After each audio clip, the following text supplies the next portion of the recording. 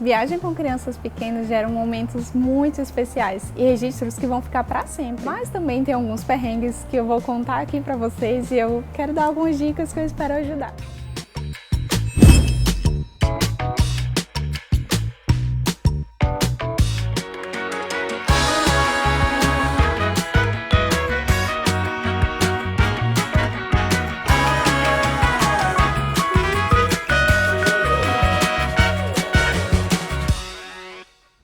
Viagem recente que fizemos, aconteceu algo que no início foi engraçado, mas depois se tornou preocupante. Tínhamos acabado de chegar de um passeio e quando entramos no quarto do hotel, o nosso mais velho se trancou com o pequenininho dentro do quarto de casal. Ele tá com 2 anos e meio, então tá nessa fase de aprender a abrir e fechar a porta. E aconteceu que no início ele estava tranquilo, a gente tentou acalmar, mas quando ele viu que não estava conseguindo abrir, ele começou a chorar. A nossa preocupação naquela hora é que o nosso mais novinho, toda vez que chorava, ele estava vomitando. Aconteceu aquilo naquela semana, então pensamos que se ele continuasse chorando, poderia vomitar e não teria nenhum adulto ali dentro do quarto para dar essa assistência. O perigo disso é que quando a criança vomita, ela pode aspirar. Então, o nosso temor aconteceu, o meu esposo viu que ele vomitou por baixo da porta. Os funcionários do hotel estavam tentando encontrar a chave, mas o meu esposo não esperou. Ele correu para a janela e arrombou a tela de mosquito. A sorte, e eu acredito que foi Deus, é que a janela, que era de madeira maciça, estava aberta. Na manhã daquele dia eu tinha aberto e ficou aberta, então ele só precisou arrombar essa tela de proteção, ele pulou e resgatou as crianças. Mas eu queria deixar esse alerta aqui, para que assim como eu, a partir de agora, a gente possa observar os lugares que a gente vai ficar para dormir. Se tem a chave de entrada, saída, quais são os acessos, se tem janela, se fica no térreo, se fica no primeiro andar. Imagine se essa situação tivesse acontecido no primeiro andar.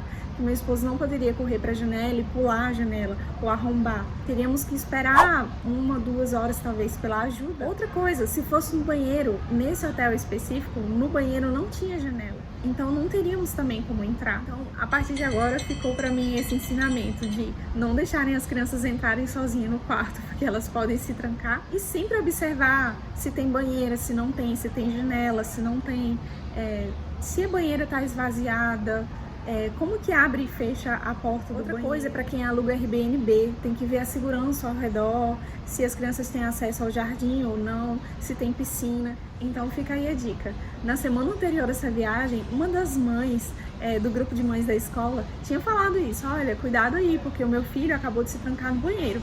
Eu ouvi aquilo, aí falei, acho que não vai acontecer comigo. E aconteceu. Outro perrengue que aconteceu com a gente foi quando eu estava grávida. Nós fizemos algumas viagens seguidas. A primeira foi internacional, então eu peguei a autorização da minha médica. Eu acho que eu estava com 22 semanas, 23, eu não lembro bem. E fizemos essa viagem, foi ótima, fomos e voltamos tranquilos. Mas na viagem seguinte, que foi algum tempo depois, eu estava com 28 semanas. E a companhia aérea, dentro do voo, quando ela viu esse documento da médica, ela falou que eu não podia voar com aquele documento porque já tinha passado 30 dias. Então fica aí um alerta para vocês também, tá sempre atualizando esse documento que a médica dá. Para quem não sabia, é necessário para quando a gente está grávida, para que eles permitam que a gente possa embarcar e voar. Sempre confira com as regras da companhia aérea até quantas semanas você pode viajar. Para algumas companhias aéreas, a partir de 38 semanas, eles não permitem, a não ser que seja caso de emergência e tenha uma autorização expressa para isso. Um outro perrengue de viagem é aquela dúvida: viajar de manhã ou à noite? O que é melhor, viajar com crianças pequenas? Pela nossa experiência, nós preferimos muito mais viajar pela manhã e eu vou explicar por quê. Nós tivemos a experiência de fazer um voo internacional, eu grávida e com um bebê de 1 ano e 2 meses, eu acho. E nós viajamos de manhã, estávamos prontos para tudo, porque tínhamos descansado bem. Então, seriam 10 horas de viagem e eu levei tudo para fazer a rotininha, a mamadeira, o lanchinho, tudo para que ele pudesse tirar soneca, se alimentar, brincar. E mesmo que ele chorasse, voltou, ou não tirasse soneca, tudo bem, tá de manhã, o nosso corpo está acostumado a isso. Então, quando chegamos ao nosso destino, foi muito legal, chegamos ao hotel e descansamos. Na volta, nós fizemos um voo noturno e não foi tão legal, porque nós estávamos cansados da semana viajando, estávamos cansados no dia, porque são 3, 4 horas que você passa ali no avião até poder embarcar, e depois ainda tem todo o tempo de viagem. E o que acontece é que a criança está com sono e muitas vezes ela não consegue dormir. Foi o que aconteceu com o nosso filho, porque as luzes acendem, a comissária de bordo passa com o lanche, algumas pessoas se levantam, você mesmo precisa levantar para trocar a fralda da criança, então é muita agitação para uma madrugada. E muitas vezes a criança não consegue dormir, então ela fica muito chorosa. Claro, isso depende da idade. Então um bebezinho muito pequenininho, talvez ele nem sinta, nem perceba essas coisas. Mas o nosso filho, que já estava com 1 ano e 2 meses, ele percebeu. E ele não dormiu a viagem inteira, foi bem difícil. E algumas pessoas se incomodam, né, quando a criança chora, ou a gente precisa levantar, enfim. Então, eu e o meu esposo chegamos exaustos ao destino, né, de volta para casa. E não foi uma boa experiência, eu preferi muito mais viajar de manhã, mas cada família sabe, né? Precisamos falar de um perrengue, mas dessa vez tem a ver com como as pessoas se relacionam hoje em dia na nossa sociedade. Tá ficando cada vez mais comum as pessoas se incomodarem com a presença de criança no voo. Eu não sabia disso porque antes eu não era mãe, mas hoje eu percebo. E eu percebo uma falta de empatia e até de falta de educação mesmo. Porque você pode se incomodar porque a criança chorando, mas o que eu tenho percebido é que as pessoas expressam isso para os pais. E eu queria falar sobre isso, porque nós pais, lógico, a gente está preocupado com a criança e está preocupado porque a gente não quer incomodar também as outras pessoas. Não precisa você ficar expressando isso pra gente. A maioria dessas viagens que fizemos, como vocês sabem, a gente mora aqui no Rio, mas a nossa família é do Nordeste. Então, desde muito pequenos, os meninos precisaram pegar avião para visitar a família, etc. E isso é muito comum. As pessoas, elas reclamam, elas falam alto, elas expressam o desconforto delas. E principalmente para uma mãe que está saindo do puerpério, ou uma mãe que está cansada, exausta, um pai também. É muito difícil ver isso, porque é uma falta de empatia mesmo. Falta de empatia primeiro com a dor daquela criança que pode estar sentindo dor no ouvido, ou saiu da rotina, está incomodada, está estranhando, ela não entende que está viajando. Uma falta de empatia com os pais que estão tendo dificuldades para acalmar aquela criança. É aqui que eu quero contar o caso mais absurdo que aconteceu conosco, em um avião, que estávamos voltando do Nordeste.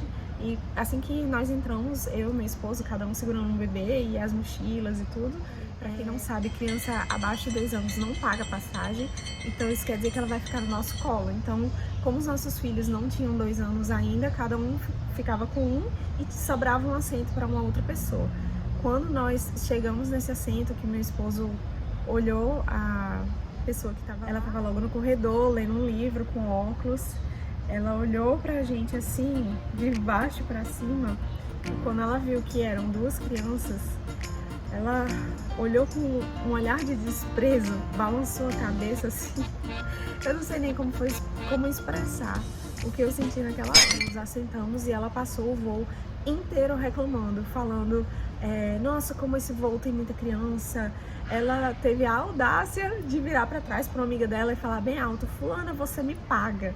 Assim que a gente sentou, como se fosse assim, ó, você me colocou nesse assento, me colocou numa fria. Mas ela ainda não se deu por vencida. E quando meu esposo pediu pra se levantar e trocar a fralda, ele pediu licença a ela começou a fazer caras e bocas e reclamar e dizer assim, eu não acredito que eu tô nesse voo com crianças, coisas desse tipo. Eu fiquei, sério, eu acho que o sangue subiu pra cabeça, eu não aguentei. Então quando meu esposo chegou, eu comecei a fazer alguns comentários para que ela ouvisse. Eu não acredito que existem pessoas que se incomodem tanto com crianças, sendo que todos nós fomos crianças um dia.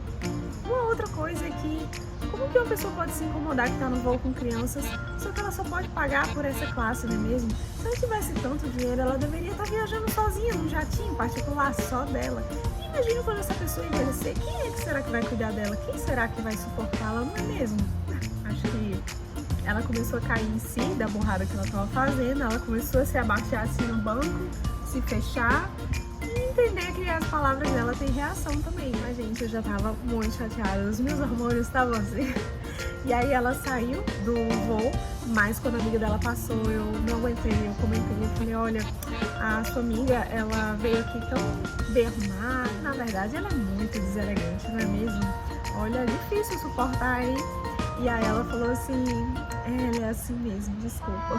Peço história, eu vou tirar mais uma lição, uma coisa que eu aprendi agora. Quando eu viajo com crianças, eu peço encarecidamente, eu quero ficar no assento do corredor, porque fica mais fácil para levantar, para trocar a criança sem precisar pedir licença a alguém, incomodar. Enfim, nosso filho mais velho agora tem mais de 2 anos, então nós temos toda uma fileira pra gente.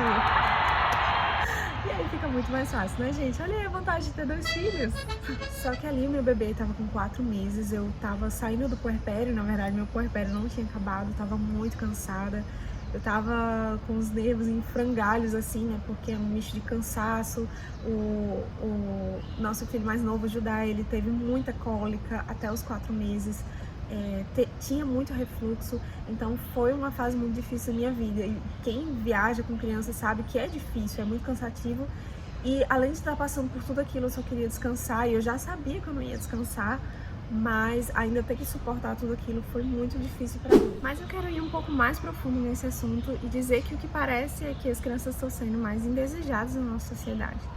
E eu acredito que temos esquecido um dos pilares, um dos princípios da sociedade ocidental de séculos até aqui. Então eu queria fazer uma pausa rápida aqui para compartilhar com vocês algo que vem logo na minha mente quando eu vejo situações como essas.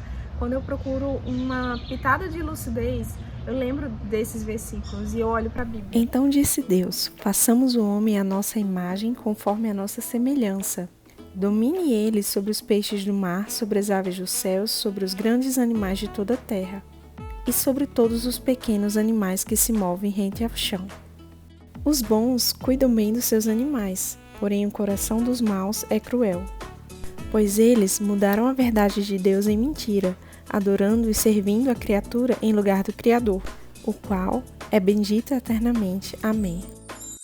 Em resumo, o que esses versículos me falam é que nós fomos criados abaixo de Deus, à semelhança dele, mas acima dos animais. Que nós devemos cuidar dos animais, essa é a nossa responsabilidade, que é característica de um homem cruel o maltratar os animais, e nós não devemos ser assim, nós devemos ser como Deus é, mas a vida humana ela está acima dos animais. O que acontece hoje na nossa sociedade é que querem igualar homens, animais e Deus. É como se todos fossem Deus, não a semelhança de Deus, mas é como se fosse Deus, então a gente acaba idolatrando uns aos outros, os animais, e na verdade hoje em dia é como se tivéssemos colocado a vida humana aqui e os animais acima do homem e acima de Deus. É como se os animais fossem idolatrados. E eu acho que isso é uma coisa que a gente tem que repensar rapidamente. E é engraçado porque às vezes no mesmo voo você vê essa empatia para os animais.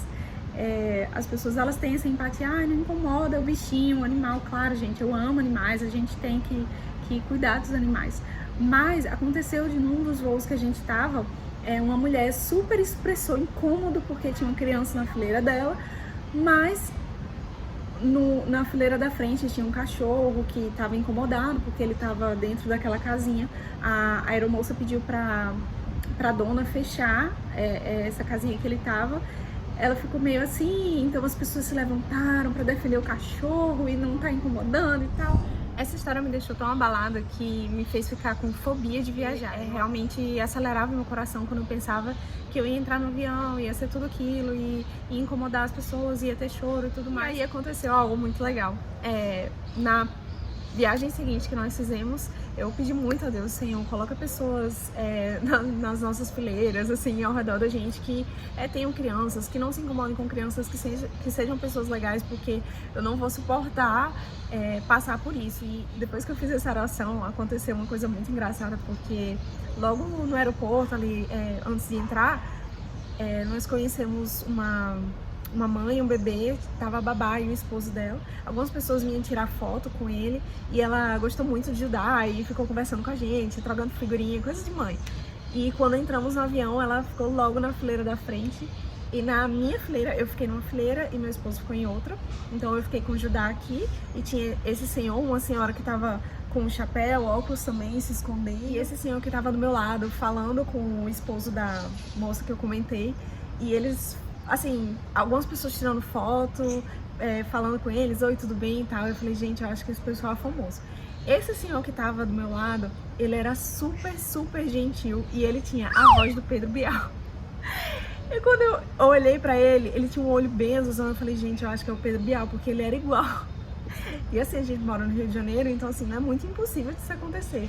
E durante todo o voo ele ficou brincando com o Judá, ele foi super gentil, até uma hora que ele precisou ir no banheiro e eu tava dormindo com o Judá no colo, eu não percebi, ele tava pulando por cima da gente porque ele não queria nos acordar e eu, não, se eu não precisava fazer isso, pode acordar, não tem problema, porque nós estávamos no corredor. E, enfim, ele foi super legal com a gente, o pessoal da frente foi super legal também, foi uma viagem muito tranquila, Deus ouviu minhas orações. E quando a gente saiu do avião, eu falei, amor, eu acho que aquele pessoal ali é famoso. E aí ele falou, amor, aquele ali é um grande judoca, é um campeão brasileiro, e aquele ali é o irmão do Pedro Bial. Ele treina um time de basquete em Fortaleza. Nós estávamos indo em Fortaleza. E eu ia dizer, tá. Por isso que eu achava ele igual o Pedro Bial. Até hoje eu não sei quem era a senhora que estava se escondendo. Mas eu queria agradecer muito a vocês. Muito obrigada por serem tão gentis, legais com os nossos bebês, por serem gentis com a gente. Gente, isso sim é educação, isso sim é elegância. Então, se o senhor vê esse vídeo por algum acaso, muito obrigada, continue assim. E é isso, gente. Encerramos por aqui. Perrengues de viagem com crianças. Espero que suas viagens sejam muito legais. E fale aqui, comente o que vocês já passaram, se essas dicas ajudaram. E é isso. Um abraço, tchau!